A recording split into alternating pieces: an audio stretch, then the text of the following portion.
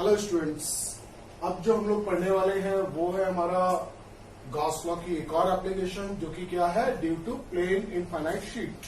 एक infinitely long हम लोगों को शीट की रिक्वायरमेंट है और उस शीट की वजह से हमें इलेक्ट्रिक फील्ड निकालना है और इलेक्ट्रिक फील्ड हम लोगों को निकालना है किसकी वजह से, इनफाइनाइट प्लेन शीट की वजह से। तो सबसे पहले मैं सीट को कंसीडर कर लूं, तो भाई मैंने सीट को मान लिया कि भाई सीट मेरी ऐसी है, ठीक है। मैंने मान लिया कि ये पॉजिटिवली चार्ज है, ठीक है। अब देखो, अब हम लोगों को फिर से क्या करना होगा, इसकी डेंसिटी मान लेते हैं हम लोग सिग्मा है। अब ये सीट आपकी देखने में छोटी लग रही है, मगर ये कैसी है, इनफाइनाइटली लॉन्ग है। अगर ये इनफाइनाइटली लॉन्ग शीट की वजह से मुझे इलेक्ट्रिक फील्ड निकालना है, तो गॉस लॉ अप्लाई करने के लिए सबसे पहले हमें क्या करना होगा, हमें एक सरफेस माननी पड़ेगी, गॉसियन सरफेस। और वो गॉसियन सरफेस कैलकुलेशन इजी रखने के लिए हम लोग कैसी लेते हैं, सिमेट्रिक।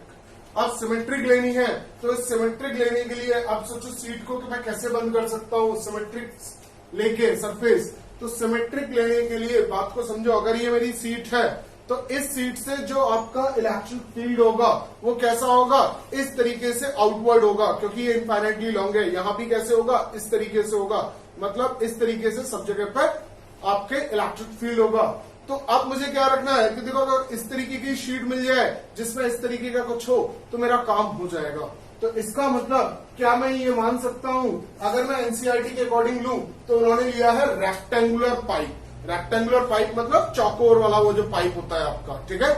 या फिर हम लोग नॉर्मल स्फेरिकल पाइप को भी कंसिडर कर सकते हैं। तो मैं जो कर रहा हूं वो कर रहा हूं मैं कि भाई मैं ले रहा हूं इसमें रेक्टेंगुलर, जो कि एनसीईआरटी ने हम लोगों को बोला है। तो अगर इस तरीके का मैं कोई पाइप कंसिडर कर लूं इसमें, तो देखो कुछ इस तरीके का सिनेरियो बन के आएगा। सेम तरीके से मैंने यहां पर कंसिडर कर लिया।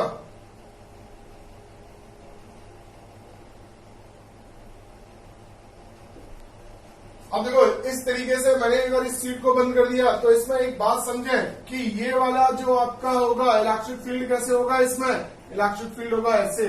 एरिया वेक्टर इस जगह का कैसे होगा, ऐसे होगा। तो ये एन कैप की डायरेक्शन हो गई, ये ई की डायरेक्शन हो गई। सिमिलरली अगर मैं यहाँ पे बात करूं, इलेक्ट्रिक फील्ड और एन कैप आपके इस डायरेक्शन में होंगे, ठीक है।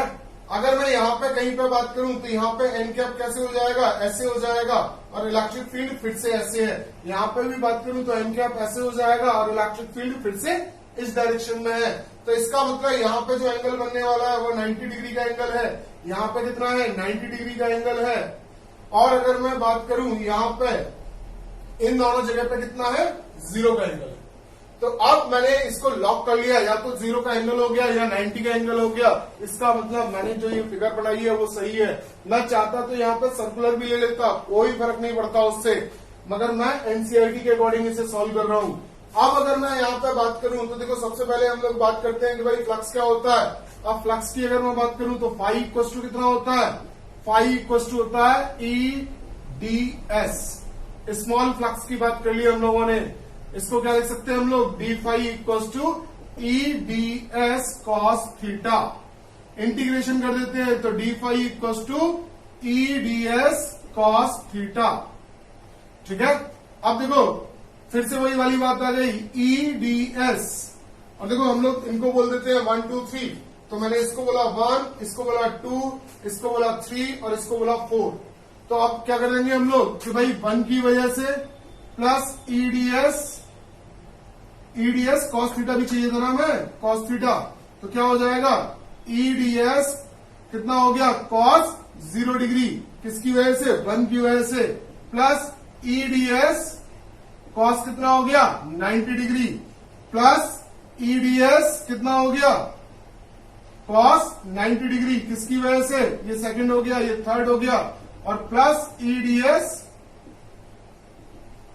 कॉस कितना हो गया, 0 डिग्री। देखो कॉस 90 0, कॉस 90 0, दोनों 0 हो गए। ये दोनों आपके ऐड हो जाएंगे, तो ये कितना हो गया, EDS cos 0 plus EDS cos 0 degree, ठीक है। ये फर्स्ट वाला, ये फोर्थ वाला। मैंने मान लिया इसका एरिया एस है, यहाँ भी एरिया मान लिया एस है, तो ये भी एरिया ए मान लेते हैं। चलो ये एरिया ए है और ये एरिया भी ए है, तो वैल्यू कितनी आ जाएगी आपकी? अगर मैं इसकी बात करूं, क्लोज इंटीग्रेशन हो रहा है भाई, तो कितना हो जाएगा आपका E इंटू ए, इसकी वैल्यू, और इसकी कितनी आ गई? E इंटू ए, कितनी वैल्यू आ गई है? 2EA। अब 2EA वैल्यू आ गई। अब किससे बात कर लेते हैं हम लोग? गॉस लॉ से, फ्रॉम गॉस लॉ।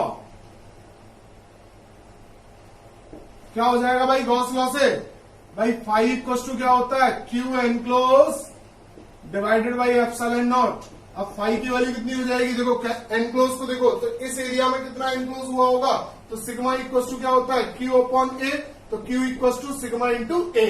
तो यहाँ पे वैल्यू कितनी आ जाएगी कि भाई वैल्यू आ गई sigma into A upon epsilon not. इसको बोल दिया मैंने 2, इसको बोल दिया मैंने 1। अब देखो दोनों ही फ्लक्स की वैल्यू है, तो अगर मैं इन दोनों को इक्वल रख दूं तो कोई प्रॉब्लम नहीं है। तो हम लोग यहां बात कर लेते हैं फ्रॉम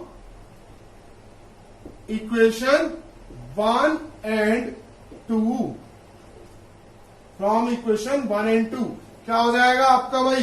वैल्यू आ गई 2EA equal to sigma A upon epsilon naught. A से ए कट गया तो E इक्वल टू कितना आ गया? Sigma upon 2 epsilon not. मतलब प्लेन सीट की वजह से जो हमें इलेक्ट्रिक फील्ड मिलेगा वो कितना मिलेगा?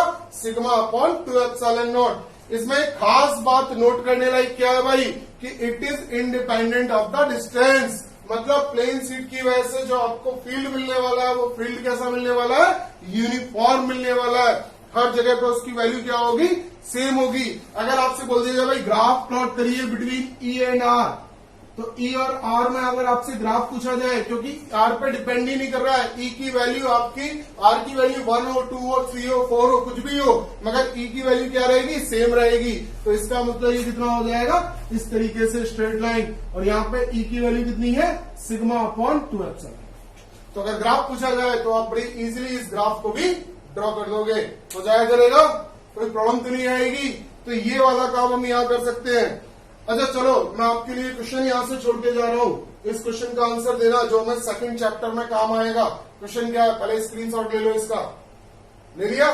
अब देखो क्वेश्चन क्या है मेरा, क्वेश्चन समझो कि हमारे पास 2 सीट है। क्या है? 2 सीट है हमारे पास, प्लेन सीट, एक सीट और दूसरी सीट। ये आपका क्या है कि ये आपकी पॉजिटिवली चार्ज है, किससे? ये है प्लस सिग्मा से, और ये आपकी नेगेटिवली चार्ज है, ये किससे है? माइनस सिग्मा से। अब आपको इलेक्ट्रिक फील्ड बताना है 1 में, 2 में एंड 3 में। ठीक है, आपको क्या करना है? इलेक्ट्रिक फील्ड बताना है कि भाई फर्स्ट पार्ट में कितना होगा, इस वाले रीजन में कितना होगा, इस वाले रीजन में कितना होगा और इस वाले रीजन में कितना होगा। ये आपको मुझे कहाँ लिख के देना है? ये आपको मुझे कमेंट सेक्शन में लिख के देना है कि सर इसकी वैल्यू फर्स्ट रीजन में इतनी होगी, सेकंड रीजन में इतनी होगी और थर्ड रीजन में इतनी होगी। मैं आपके कमेंट को एक्सपेक्ट करूंगा। अगर आपको ये टॉपिक समझ में आ गया, अगर नहीं समझ में आया होगा तो इसका वीडियो मैं आपको दूंगा कि भाई कैसे हम लोग इसके फील्ड को निकाला करेंगे, तीनों रीजन में कितना कितना होगा। ठीक है, तब तक के लिए आप स्टडी करें बढ़िया तरीके से, और आप लोग चैनल को लाइक करें, सब्सक्राइब करें और कमेंट करें वीडियो के ऊपर। जितना ज्यादा से ज्यादा हो सके आप शेयर करें वीडियो को, जिससे कि हम लोग मोटिवेट हों। Okay guys, thank you, good luck.